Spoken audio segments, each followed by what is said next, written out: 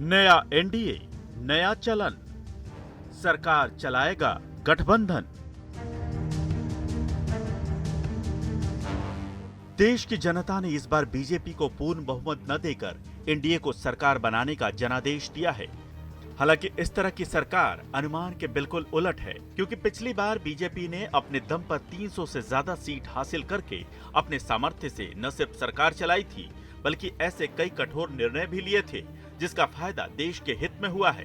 लेकिन अब सरकार चलाने के लिए बीजेपी को क्षेत्रीय दलों पर निर्भर होना पड़ेगा, जिनमें मुख्य भूमिका जेडीयू और टीडीपी की होगी। इसके अलावा कुछ और क्षेत्रीय दल मिलकर जादुई आंकड़े को पूरा करेंगे। यानी ये पहली बार होगा जब नरेंद्र मोदी बतौर पीएम एक खिचड़ी सरकार चलाने को मजबूर हैं। अब क्षेत्रीय दलों पर सरकार की निर्भरता चूंकि बढ़ गई है, तो क्या पड़ सकता है इसका सरकार पर असर, इसे समझना बेहद जरूरी है। असर पर पूरा विश्लेषण जानने से पहले हम आपको मोटे तौर पर बता देते हैं कि अब सरकार में बड़ी हिस्सेदारी सहयोगी दलों की भी होगी और हर फैसले पर उनकी सहमति जरूरी होगी, जो अपनी राजनीतिक जमीन के हिसाब से हामी भी भर सकते हैं या नकार भी सकते हैं। और अगर सहयोगी दलों पर दबाव डाला गया तो फिर सरकार का गिरना तय हो जाएगा। अब विश्लेषण के रूप में इसे बिंदुवार समझिए। 18वीं लोकसभा में सरकार बनाने के बाद पहला असर मंत्रिमंडल के बंटवारे पर दिखेगा। अब एनडीए में शामिल दल सरकार से मोलभाव करने की स्थिति में आ गए हैं।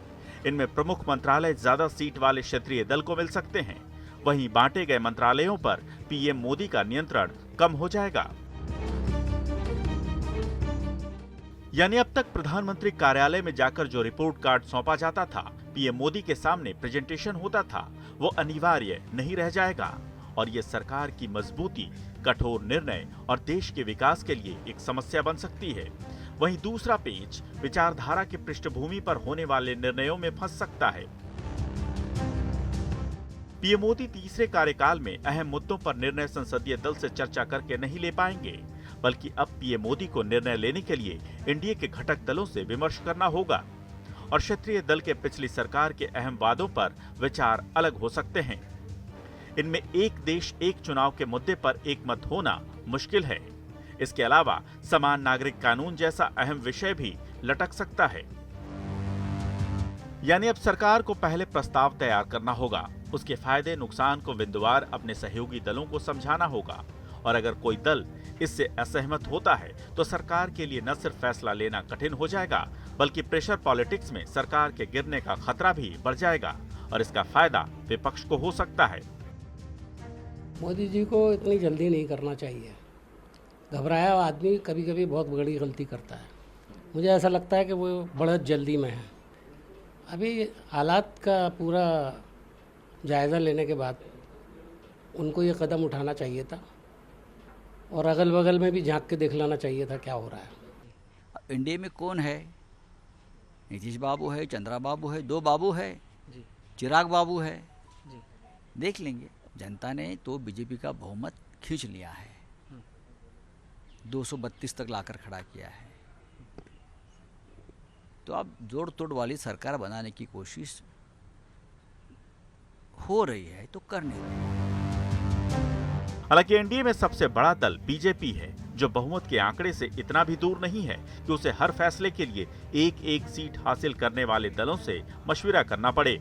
लेकिन फिर भी बीजेपी गठबंधन धर्म निभाने का दावा करती है और इस सरकार को उत्साह के साथ 5 वर्ष तक चलाने की तैयारी कर चुकी है।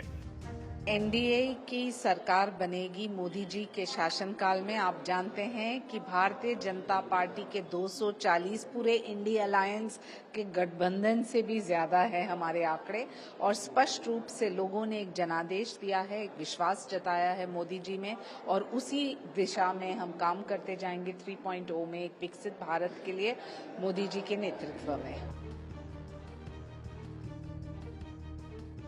हालांकि दावा अपनी जगह है, लेकिन ये अभी से दिख रहा है कि एनडीए के तीसरे कार्यकाल में नीतीश कुमार और चंद्रबाबू नायडू मुख्य किरदार के रूप में उभरे हैं।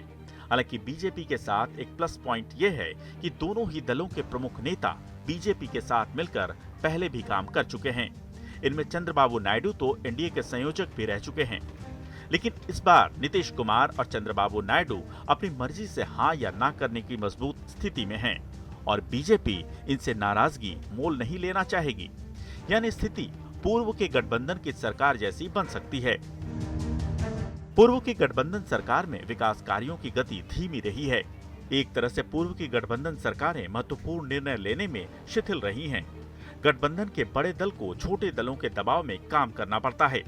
इसके अलावा पूर्व की गठबंधन सरकारों पर कई बार समर्थन वापसी का सामना करना पड़ा है। हालांकि उम्मीद है कि पीएम मोदी के नेतृत्व में ऐसी स्थिति नहीं बनेगी और अगर बनी भी तो भी सरकार पूरी तरह से गिरने का खतरा नहीं होगा। लेकिन फिर भी ऐसी स्थिति बन गई तो मुमकिन है कि सत्ता हस्तांतरण ना हो और अगर ये आशंकाएं सच होती हैं तो फिर देश को मध्यावधि चुनाव में भी जाना पड़ सकता है।